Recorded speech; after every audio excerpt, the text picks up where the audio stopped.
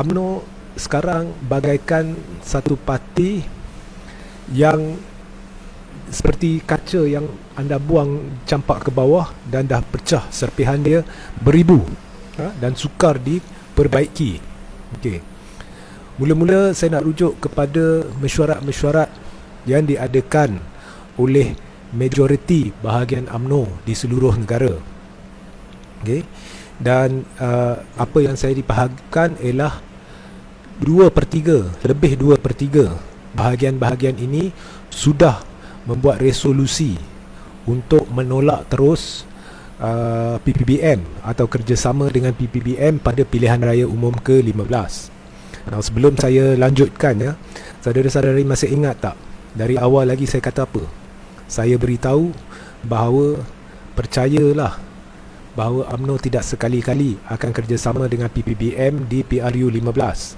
UMNO, khususnya Tim A, ingat baik-baik, ya, Tim A. Tim A iaitu golongan pemimpin bermasalah 9 hingga 11 ahli parlimen, okey, atau ada pihak yang merujuk kepada mereka sebagai kluster mahkamah. Okey. Tim A ni dia menunggang semua. Dia menunggang PPBM, dia menunggang PAS. Apa yang saya beritahu saudara-saudari dari awal, nombor 1, tidak akan berlaku kerjasama antara PPBM dengan UMNO di PRU 15. Nombor 2, tidak akan berlaku pendaftaran muafakat nasional. Nombor 3, akhirnya Barisan Nasional akan guna bendera dia sendiri dan kemudian dia akan beri pilihan kepada PAS sama ada PAS nak guna bendera sendiri atau nak tumpang guna bendera Barisan Nasional. Ketiga-tiga yang saya nyatakan sudah jadi kenyataan. Saya turut memberitahu bahawa sebenarnya Tim A ni dia tidak takut, dia tidak berani untuk menarik sokongan dia daripada Perikatan Nasional atau kerajaan pimpinan Perikatan Nasional, sebab Tim A takut bahawa seandainya kerajaan pimpinan Perikatan Nasional tumbang, maka Yang di-Pertuan Agong tidak akan bubarkan parlimen. Dan sekiranya Yang di-Pertuan Agong tidak bubarkan parlimen, maka berkemungkinan besar akan berlaku pelantikan Perdana Menteri baru. Dan berkemungkinan amat tinggi Tun Dr. Mahathir Mohamad dan gandingannya bersama Tengku Razali Hamzah akan menerajui kerajaan. Jadi Tim A takut. Sebab itu mereka tidak akan berani untuk membuat apa-apa langkah yang boleh ganggu gugat kestabilan kerajaan pimpinan Perikatan Nasional sebelum bulan Februari. Dan Tim A ni mengharapkan pilihan raya pada bulan Mac, ya. Biar apa pun yang dilontarkan, persepsi yang dilontarkan, Mac lah, April ke, Mei ke, Jun ke, 2023 ke, sebenarnya target mereka adalah bulan Mac. Okey. Jadi mereka mengharapkan bila sampai Mac tu dengan vaksin, dengan apa, angka COVID akan menurun ke angka 2 digit. Dan seandainya pada ketika itu mereka mengambil langkah, maka Yang di-Pertuan Agong akan bersetuju untuk bubarkan parlimen. Jadi kemungkinan untuk Tun menjadi Perdana Menteri sebelum PRU 15 menjadi tipis. Itu yang diharapkan. Nombor 2, sebab mereka tunggu sehingga tahun 2021 ataupun suku pertama 2021 adalah kerana belanjawan. Dungdang di dalam parlimen kononnya tak puas hati dengan ni, puas hati dengan itu semuanya wayang kulit. Itu semuanya jenaka antarabangsa Najib dan Zahid. Hakikatnya mereka inginkan belanjawan itu sebab Anwar dah gagal untuk dapat sokongan majoriti. Jadi mereka setuju untuk undi belanjawan itu, setuju untuk kekalkan kerajaan pimpinan Pakatan Harapan Perikatan Nasional kerana mereka sedar Anwar tidak boleh dapat sokongan majoriti. Dan semua yang mereka lakukan adalah untuk memastikan belanjawan lulus agar bila sampai tahun 2021, sebelum mereka mengorak langkah pada bulan Februari untuk cuba tumbangkan kerajaan, apa yang akan berlaku adalah mereka ada sumber dana dari peruntukan-peruntukan belanjawan dan mereka boleh menabur pelbagai janji ketika kempen pilihan raya. Okey, sebab Barisan Nasional berada di dalam kedudukan paling lemah dalam sejarah. Jadi mereka teramat perlukan janji-janji belanjawan ini yang boleh ditabur oleh menteri-menteri dan timbalan-timbalan menteri dari UMNO. Okey. So itu yang saya dah beritahu, dan setakat ini kita boleh lihat bahawa apa yang saya beritahu adalah jelas dan benar. Bukannya spin-spin yang dimainkan oleh Laskar Cyber upahan Najib yang hari-hari duduk depan kamera dan memainkan propaganda dan menghantar Laskar Cyber upahan mereka ke page saya untuk berak dan kencing. Okey.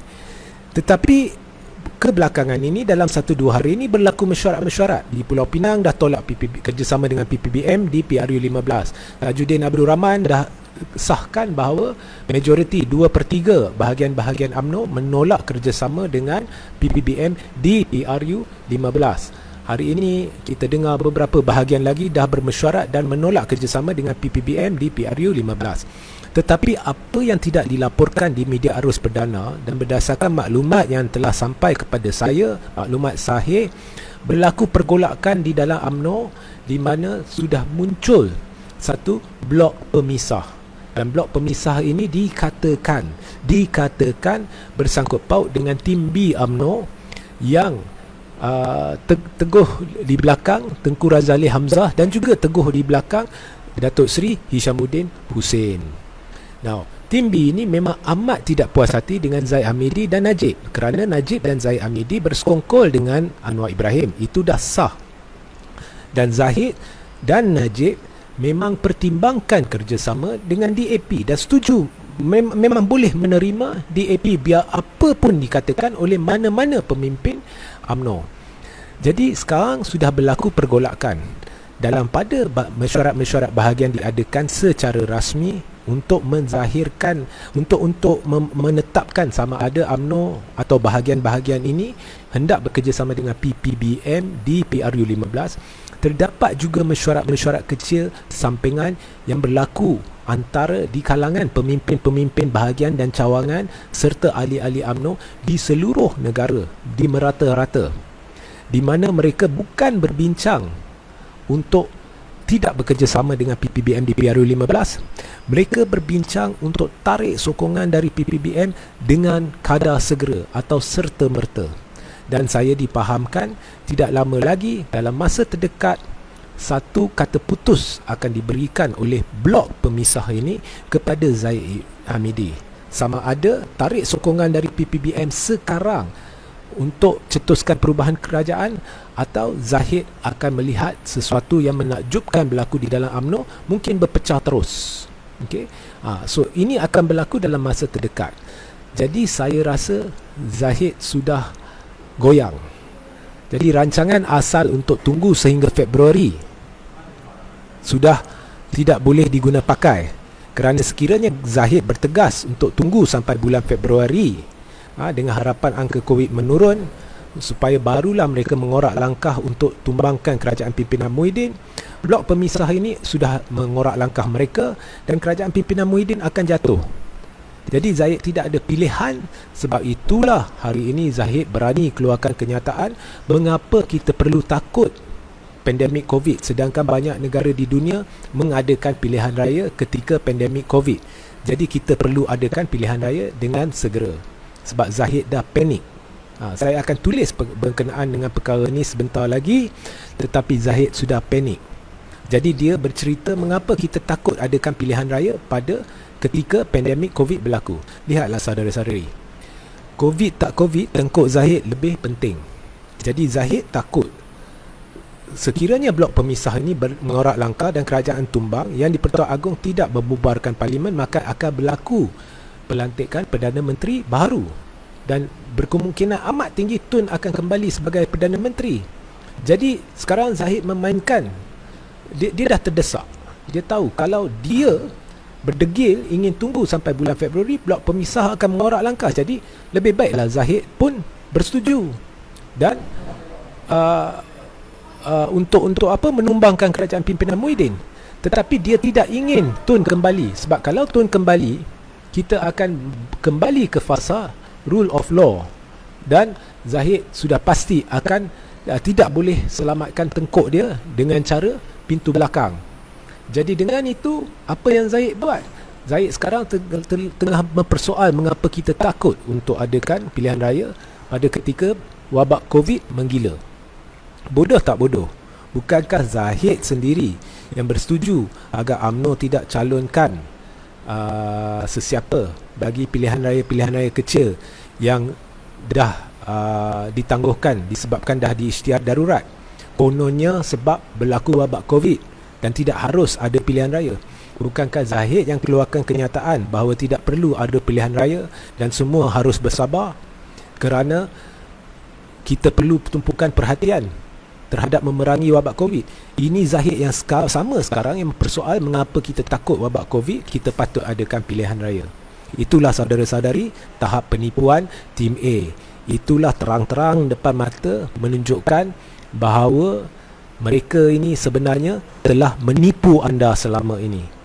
Kalau Najib dah mula menipu dari zaman dia Perdana Menteri dulu dengan isu 2.6 bilion, kini menipu anda. Segala apa yang dihujahkan oleh Zahid dan Najib ini penipuan belaka. Kononnya nak beri tumpuan terhadap memerangi wabak COVID, ya, memperjuangkan ummah, penyatuan ummah, ini itu semuanya penipuan belaka. Mereka hanya berjuang untuk selamatkan tengkuk mereka.